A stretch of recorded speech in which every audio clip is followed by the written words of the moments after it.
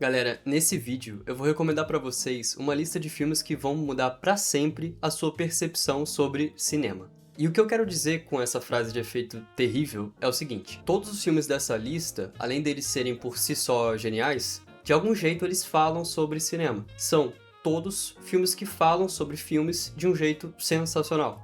E que com certeza marcam muito a memória, não só de quem já gosta de cinema, como também quem ainda não sabe muito sobre. Assim, por mais óbvio que seja, é importante deixar claro que eles não vão didaticamente te ensinar sobre cinema, mas vão abrir portas para muita coisa, já que esses filmes provocam um olhar crítico sobre muitos aspectos que implicam a experiência cinematográfica. Esses filmes servem não só para expandir o seu olhar sobre o cinema, como também para trabalhar de alguma forma o seu senso crítico como um todo. Antes de passar propriamente para os filmes, quais foram mais ou menos os critérios que eu usei para escolher cada um deles? Olha, é tudo bem amplo. Ao mesmo tempo que eu tentei colocar filmes que tratam de cinema de alguma forma, como eu falei no início, mas que não fossem filmes que simplesmente se passam num cinema, que falam de Hollywood, por exemplo. Eu priorizei filmes que sim, têm o cinema como elemento central, mas também os que pensam o que é cinema, o que faz alguém procurar uma sala de cinema para assistir determinado filme, como se fazer um bom filme, o que é um bom filme e por aí vai. Conforme eu for comentando cada um, esses critérios vão ficar mais claros. E, claro, eu só vou dar uma introduzida neles, sem nenhum tipo de spoiler. Mas antes eu tenho um adendo fortíssimo para fazer aqui. Para alguns, especialmente para quem não é muito do cinema, etc., esses filmes vão ser uma coisa muito nova, e isso não é à toa. Eu coloquei eles na lista justamente para provocar alguma coisa em alguém que talvez os assista em algum momento. E para ter uma mudança tem que ter certo estranhamento. Então, o que eu tô querendo dizer com isso tudo é, para que o título desse vídeo faça sentido, vão prontos para essas que talvez sejam novas experiências.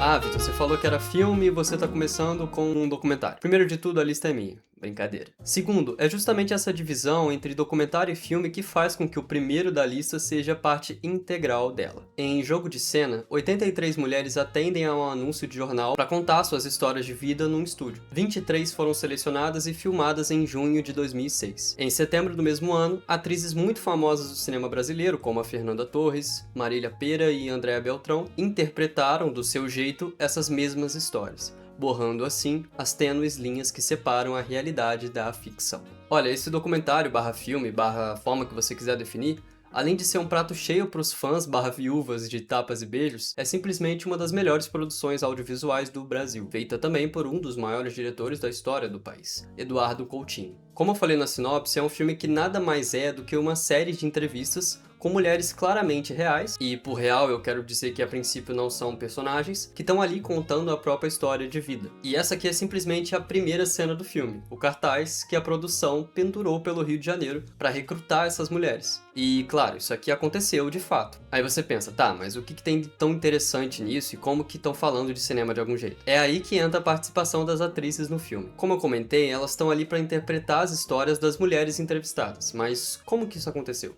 Elas atuam no mesmo cenário, na mesma posição das mulheres, só que obviamente de forma assíncrona. Mas no filme mostram quase que ao mesmo tempo a mulher original contando a história e a atriz que interpreta a história que ela contou. O filme vai intercalando entre essas duas narrações. E essa decisão de mostrar a mulher e depois a interpretação da atriz é uma justaposição muito interessante. O senhor não gosta desse filme?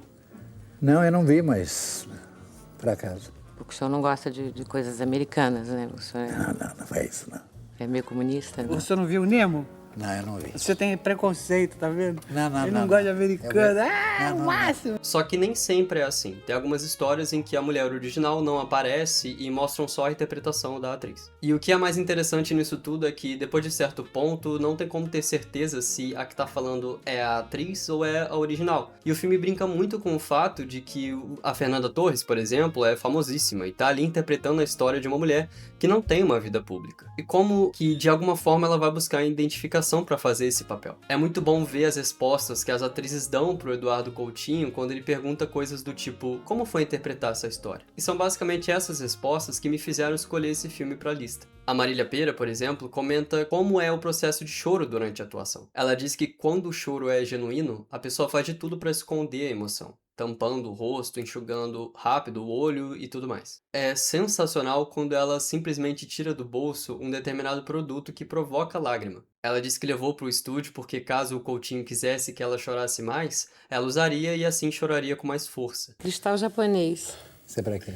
Isso aqui é só você passar um pouquinho, chora-se muito. Só que no final das contas ela não precisou do produto porque ela lembrou da própria filha enquanto atuava, o que fez ela chorar de forma genuína. O que eu tiro dessa situação toda é o seguinte: gente, o cinema é uma grande mentira. Tudo que a gente vê num filme é ficção, nada ali é realidade. Mas é muito doido pensar que ainda assim a gente pode chorar vendo um filme. A gente pode rir, passar raiva, ficar feliz e passar por vários sentimentos diferentes, mesmo sabendo que tudo que tá ali é mentira. E isso acontece porque a gente se identifica de algum jeito com aquilo que a gente vê. Da mesma forma que a Marília Pêra não precisou forçar uma lágrima por ter lembrado da filha, a gente também passa por esse processo de catarse quando a gente chora vendo um filme. Então, o jogo de cena é sobre essa linha que existe entre um filme e a gente, o espectador. E como que, sabendo que essa linha existe, a gente é capaz de se sentir parte da ficção.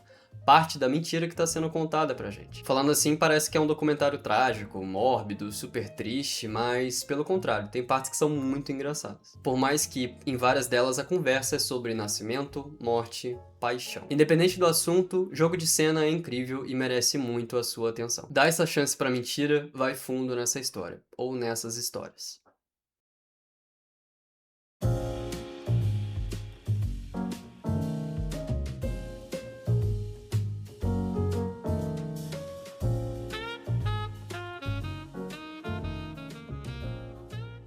Esse vai dar uma pesada no clima, mas eu juro que é muito bom. Em Seul, um estudante suicida conhece uma jovem que decide acompanhá-lo em seu gesto fatal. Tong-soo, um cineasta mal-sucedido, vê uma bela jovem, que é a atriz principal do filme que ele acabou de assistir. Suas histórias se cruzarão graças ao seu amor pelo cinema. De primeira, pela forma como a sinopse foi escrita, a gente até acha que o estudante é o cineasta e a jovem é a atriz.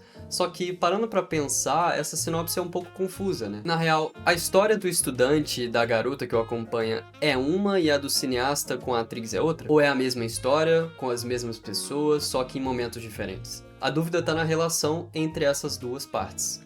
De que jeito elas se conectam, se é que elas se conectam? Vamos pensar justamente nessa sinopse que eu dei agora. Partindo do óbvio, a gente tem um período que introduz a primeira parte, que é a do estudante e a jovem, e em seguida tem a frase que apresenta a história do cineasta e a atriz. Se a gente parar para olhar, o que separa essas duas frases é um mísero ponto final. Então, nada além da posição desses períodos faz com que a gente acredite que os personagens são os mesmos em ambas as circunstâncias. Mas, no final, tem uma coisa que comprova a relação entre essas duas histórias: a paixão pelo cinema. Praticamente o único fato nisso tudo é que sempre se fala de cinema de algum jeito. E principalmente na forma como a narrativa cinematográfica é capaz de manipular o imaginário do espectador. Não dá pra afirmar que o cineasta e a atriz são as mesmas pessoas lá do início do filme. E eu vou além nessa discussão. Não dá nem pra gente ter certeza de que são duas partes bem definidas, independente de uma possível relação entre elas. Na real, é possível dizer até que esses são dois filmes em um, como se o que ligasse essas duas histórias fosse só a montagem. Ou seja, pode ser que elas não são nada mais do que dois curtas avulsos que foram conectados pela edição. Mas nos dois casos, as personagens declaradamente gostam muito de cinema. E mesmo que a estrutura dessas histórias seja muito parecida, é como se o amor pelos filmes fosse a única coisa que com certeza essas duas partes têm em comum. E, claro, o fato de que elas estão no mesmo filme. Pra vocês terem uma noção, esse é o meu filme favorito da vida, então eu sempre tagarelo muito sobre ele, mas dessa vez eu não vou falar muito sobre, pra não moldar tanto a visão de quem vai assistir. Mas saibam que é um excelente filme pra se pensar em como o cinema pode impactar o espectador e como a experiência do cinema só é completa quando ela tem a interpretação de quem assiste. Vejam Conto de Cinema, Tale of Cinema, do Hong Sam-soo, é sensacional.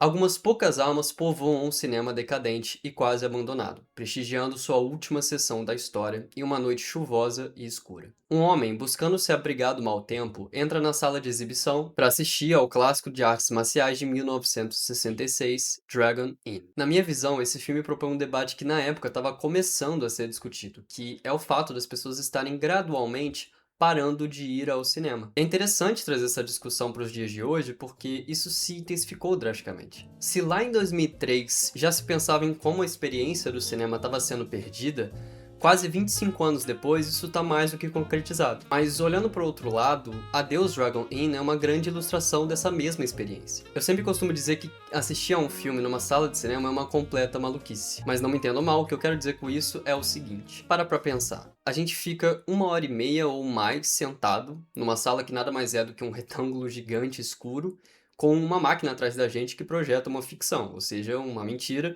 num telão enorme que fica na nossa frente. E em meio a isso tudo, a nossa única função como espectador é ficar sentado durante todo esse período assistindo a mentira que estão contando pra gente em formato de película. Então veja como o ato de se assistir um filme no cinema não é nada natural da nossa parte. Ainda mais se a gente pensar no que se passa na nossa cabeça durante esse filme. Ali, aos poucos, está sendo formulada a nossa interpretação sobre ele. E como eu falei lá no jogo de cena, para que a gente possa sentir alguma coisa a partir do filme, a gente tem que se identificar com ele de alguma forma. Sem esse percurso, se ninguém assistir a um filme, ele não vai ter interpretações, não vai ter leituras possíveis dele. Dessa forma, não existem visões diferentes, não tem discussão. Algo que não é lembrado vai cair em esquecimento. E esse é o processo de esvaziamento que o cinema contemporâneo atravessa. Talvez esse seja o ponto central de Adeus Dragon Inn. A forma como o cinema não há de existir sem a gente, sem o espectador que pensa e discute sobre filmes. Ou melhor, sem os malucos que se identificam com as mentiras que o projetor mostra. Além disso, esse é um filme que brinca muito com essa questão do imaginário. O maior exemplo disso é o viés fantasioso dele, com os espíritos que habitam o cinema que tá para fechar as portas. Mas não chega a ser um filme de terror não, tá? Não preocupa não. É como se essas almas estivessem presas lá, assistindo ao clássico Dragon Inn para sempre. Ao mesmo tempo que nunca é dito exatamente se esses espíritos estão realmente presos ou porque querem estar lá. Eu diria particularmente que é um pouco dos dois, como se fosse um relacionamento tóxico. Elas gostam da experiência ao passo que elas não conseguem se desprender dela, por mais decadente que o cinema esteja. Talvez essas almas sejam uma alegoria pra galera que gosta de cinema, que na contemporaneidade é uma paixão que vive de migalhas, que não vê mais sentido no contexto atual ou que simplesmente ignora, passa a viver de passado, o que obviamente não invalida os clássicos, mas viver somente deles, independente do estado que tá o cinema hoje, é não dar prosseguimento ao debate. E assim como eu falei, o cinema não há de existir sem a gente, sem o espectador que pensa e discute sobre filmes. Ou melhor, sem os espíritos que vagam internamente pelas salas de cinema.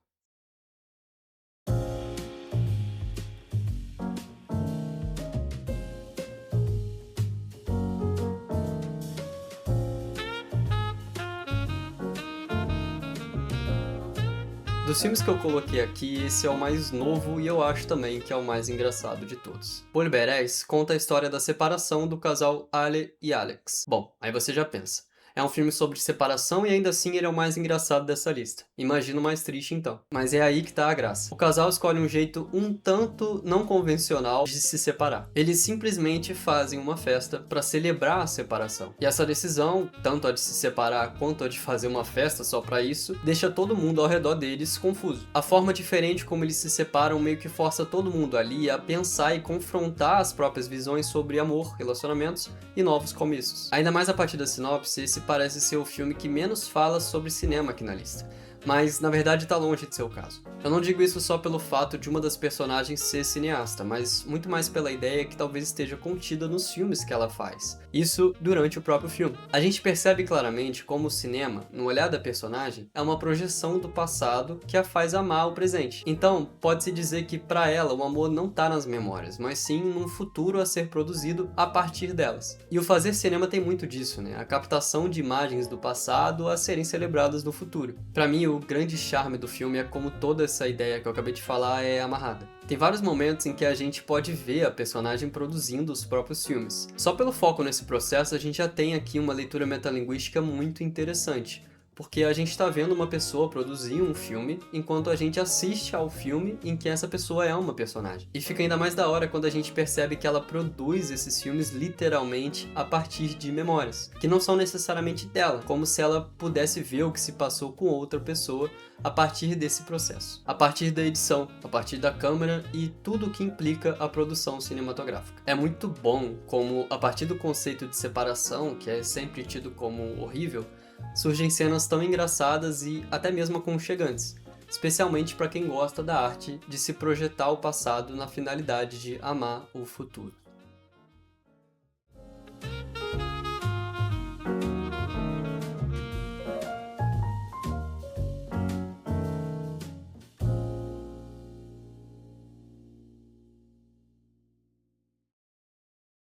Eu sei que para qualquer um que sabe um pouquinho mais sobre cinema, essa recomendação tá mais do que manjada. Dito isso, não ligo, porque ele não deixa de ser um dos melhores filmes da história por isso. Mas vejam bem que, diferente de Jogo de Cena, que tá mais pra um filme documentário, esse aqui realmente é um documentário. É basicamente um homem que vaga por aí com a sua câmera, documentando a vida urbana com um olhar super inventivo. Por um momento a gente até pode achar que não tem uma narrativa clara. E, com o tempo, uma leitura que se torna possível é a de que tudo pode ser uma narrativa. E isso depende só de como a gente posiciona o nosso olhar. No caso de O Homem com uma Câmera, a nossa perspectiva é justamente a câmera. E a maior reflexão proposta pelo documentário parte disso. Qual o papel da câmera na narração de uma história? É ela que vai delimitar o que é uma história ou não? Qual é a posição que ela deve estar sobre o que está sendo contado pra gente? Por que a linguagem fílmica é uma opção?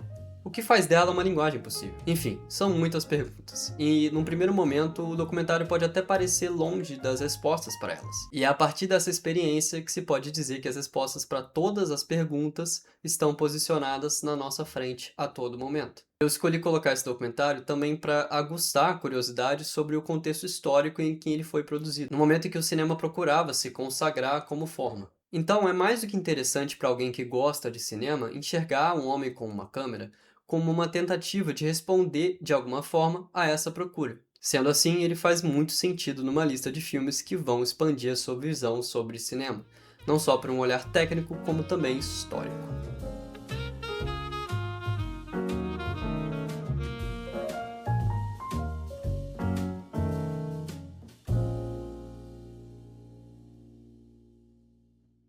E é assim que eu termino a primeira lista de recomendações aqui do canal. Para você que gosta desse tipo de conteúdo, eu recomendo muito que se inscreva e também que deixe o seu like para que esse vídeo possa atingir também outras pessoas interessadas.